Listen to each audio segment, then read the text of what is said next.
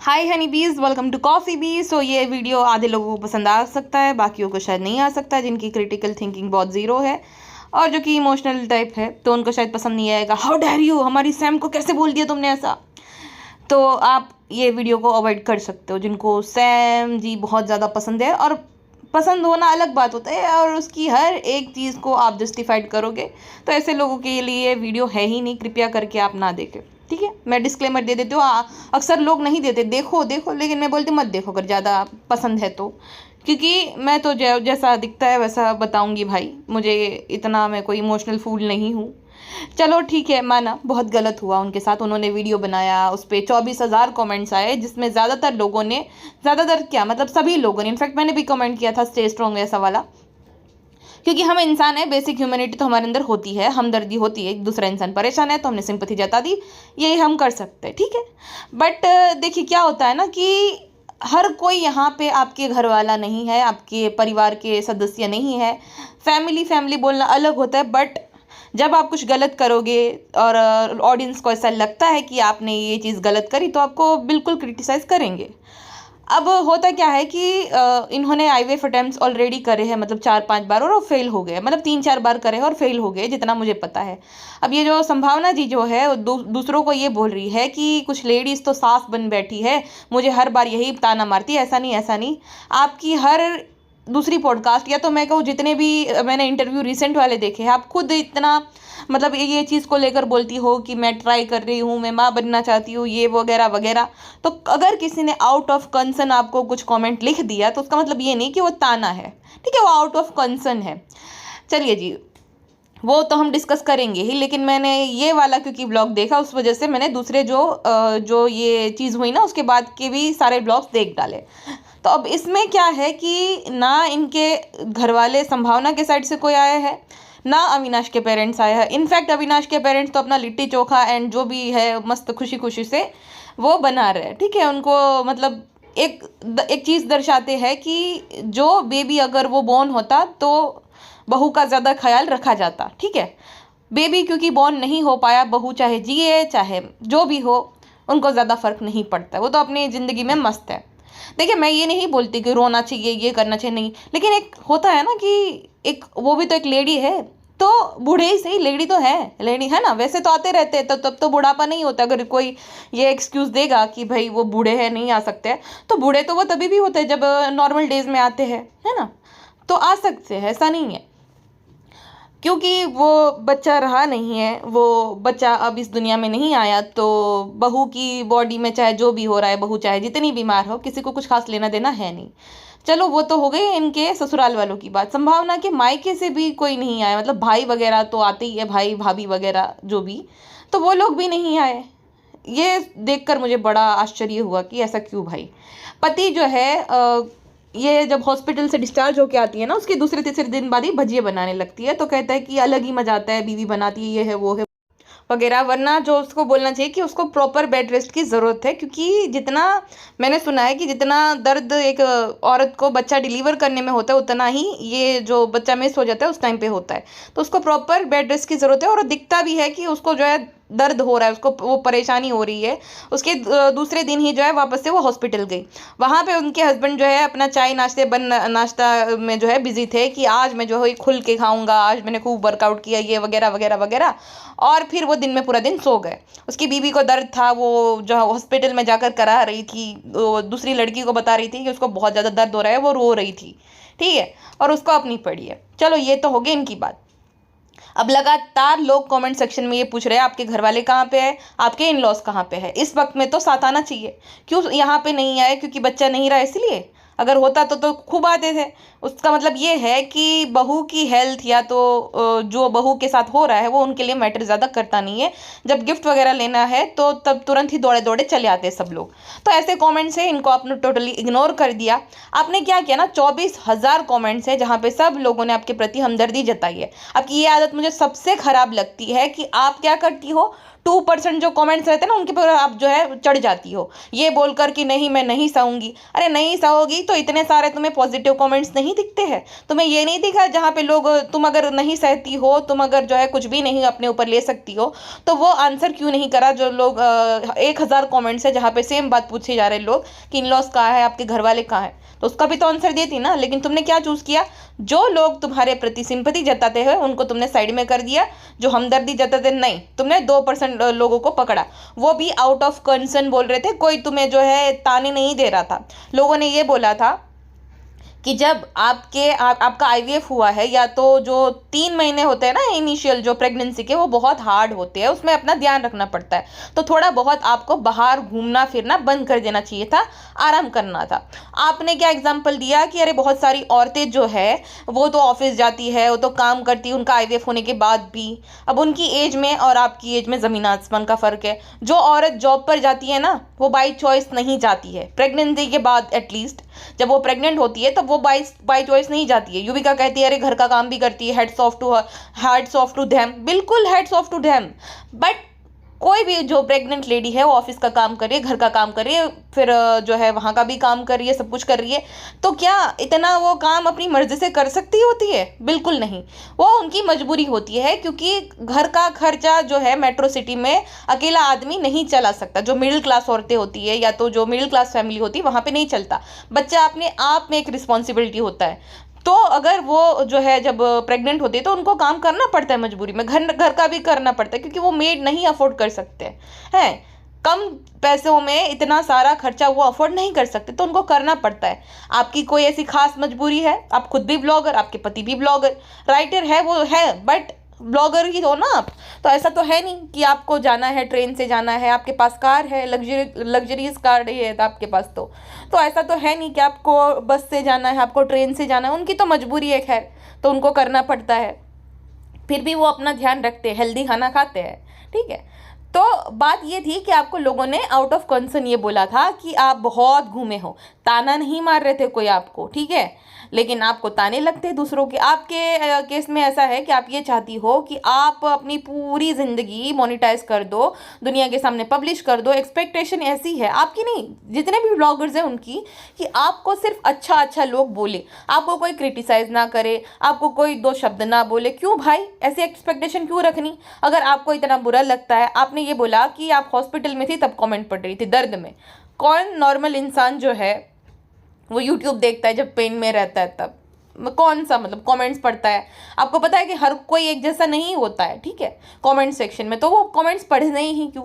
और ये बात आपने जानबूझकर इसलिए लिखी ताकि लोग जो है आपकी ऑडियंस है वो उन लोगों पे चढ़ जाए, उन लोगों को जो है भला बुरा बोले कि तुम्हारी हिम्मत कैसे हुई हमारी सैम को ये बोलने की, वगैरह वगैरह, है ना, खुद सिंपैथी लेने के लिए और बाकियों को गालियाँ पड़वाने के लिए जानबूझ के आपने ये ऐड ऑन किया। वरना अगर जो इंसान दर्द में है तो मेरे हिसाब से तो कमेंट्स पढ़ने चाहिए नहीं, क्योंकि हर कोई जो है वो आपके घर का यहाँ पे नहीं बैठा है। आपने खुद ने डिसाइड किया अपनी जो है प्राइवेट लाइफ को सेल करने का, और ये एक्सपेक्टेशन रखना कि सब लोग तारीफ़ ही करेंगे, ये तो बहुत बड़ी हिपोक्रेसी हो गई आपकी। हर कोई आपकी तारीफ़ नहीं करेंगे, जिसको जैसा लगेगा वैसा वो कमेंट्स करते हैं, ठीक है। आपने अगर ये चीज़ प्राइवेट रखी होती तो लोग शायद से इतना ना बोलते, और आपके हित में ही बोले थे, क्योंकि आपकी एक तो एज है 40+ आप हो, ठीक है। दूसरा, आपने खुद ने बोला कि आपको बहुत ज़्यादा इंटरनल इश्यूज़ है आपकी बॉडी में, तो अगर किसी ने मान लो कि आपसे तो छोटे होंगे जो भी होंगे, तो उन्होंने आउट ऑफ कंसर्न बोल दिया, तो उन्होंने ऐसा क्या मतलब पाप कर दिया, ये मेरी समझ में नहीं आया। जो आप चढ़ गए, युविका भी चढ़ गई कि प्लीज़ गाइस ऐसे मत बोलिए, आप जो है थोड़ी बहुत वो रखिए, किसी को भी कुछ मत बोलिए, आप नहीं जानते। अरे भाई नहीं जानते क्योंकि नहीं बताया। जिस इंसान ने सब कुछ A to Z बता रखा है वो इतना भी बता सकता था, है ना। लेकिन नहीं, इसका अलग कंटेंट आएगा, अभी इसका अलग ब्लॉग आएगा। मतलब इस चीज़ को भी कोई कितना मिल्क कर सकता है, ये तो संभावना जी से हम सीखे। इस सिचुएशन को कैसे मिल्क करना है ये संभावना जी से सीखे। जी जी जी बिल्कुल। अब आपको सुनने में बुरा लग रहा हो लेकिन हकीकत तो यही है। सोचिए, वो बाकायदा एक ब्लॉग आया, फिर उसके बाद हॉस्पिटल का, उसके बाद उसका कविता आई, उसके बाद ये, उसके बाद वो, मतलब सीरीज चल गई। एक दुख को मतलब आपदा में बदल दिया, यही एक तो वर्ड होता है, आपदा को अवसर में बदल दिया। अब तो एक और अलग व्लॉग आएगा जहाँ पर एक्सप्लेन किया जाएगा कि मेरे साथ क्या है। अब ये बोल रही है कि जो ऑडियंस है उसको तो पता ही नहीं मेरे साथ क्या हुआ, मेरे साथ जो हुआ उसको थोड़ी पता है, मैं बोलूँगी तो सब फिर समझ आएगा उनको। अरे जब पता नहीं है इसीलिए तो लोगों ने कमेंट किया ऐसा, है ना। तो आपको नहीं चढ़ना चाहिए उस हिसाब से कि आपको पता नहीं है। मैं समझ सकती हूँ कि भाई उनकी गलती नहीं है, लेकिन नहीं, आपको तो जो है 98% कमेंट्स नहीं दिखे।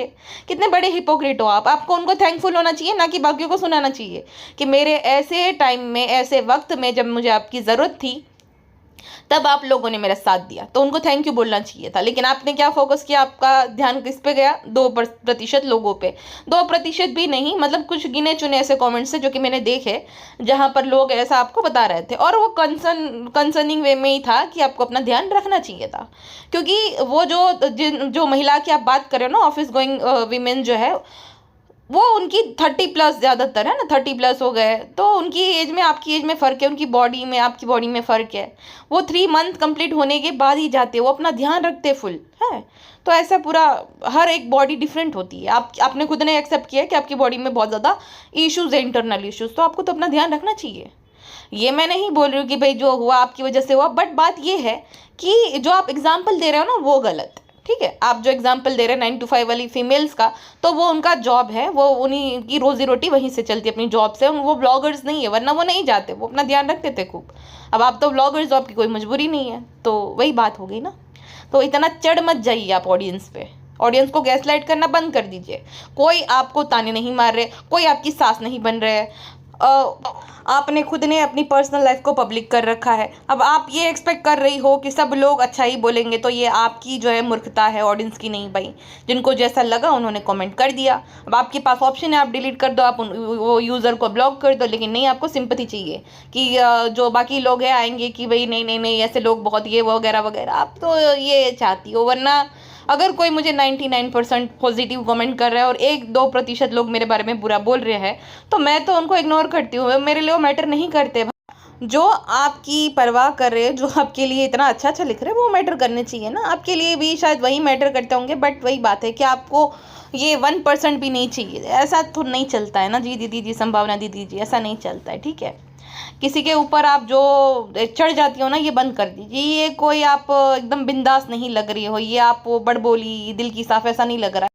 ये ऐसा दर्शाता है कि आपके लिए वो लोग मैटर नहीं कर रहे जो कि आपको मतलब सिंपैथी दे रहे हैं, या वट एवर, जो भी तारीफ कर रहे हैं, जो भी कर रहे हैं, आपके लिए वो मैटर करते हैं जो 1% लोग हैं। मतलब तो यही होता है इसका। ठीक है जी। आपको जब लोगों ने ये बोला था, देखो मैं समझ सकती हूँ कि 3 मंथ जो है वो जो इनिशियल 3 मंथ्स होते हैं, वो बहुत ज़्यादा उसमें ध्यान रखना पड़ता है वगैरह वगैरह। तो लोगों ने जब से स्पेकुलेट किया था, उस टाइम पे भी चढ़ गई थी उनके ऊपर कि यार नहीं, ऐसा कुछ भी नहीं है वगैरह वगैरह, आपने डिनाई कर दिया था। जबकि आप वो भी इग्नोर कर सकते थे अगर चाहते थे तो। ठीक है, वो इग्नोर कर दो, कमेंट डिलीट कर दो, बहुत सारे ऑप्शंस रहते हैं। बट नहीं, आपको आना है, आपको मना करना है, आपको गुस्सा हो करना है। इस टाइम पे भी सेम आपने कर दिया है। आप लगातार ढूंढने लग गई कि कैसे बोल दिया मुझे, ये कैसे बोल दिया। अरे पब्लिक डोमेन पे जब वीडियोस अपलोड करोगे तो बोल देंगे ना।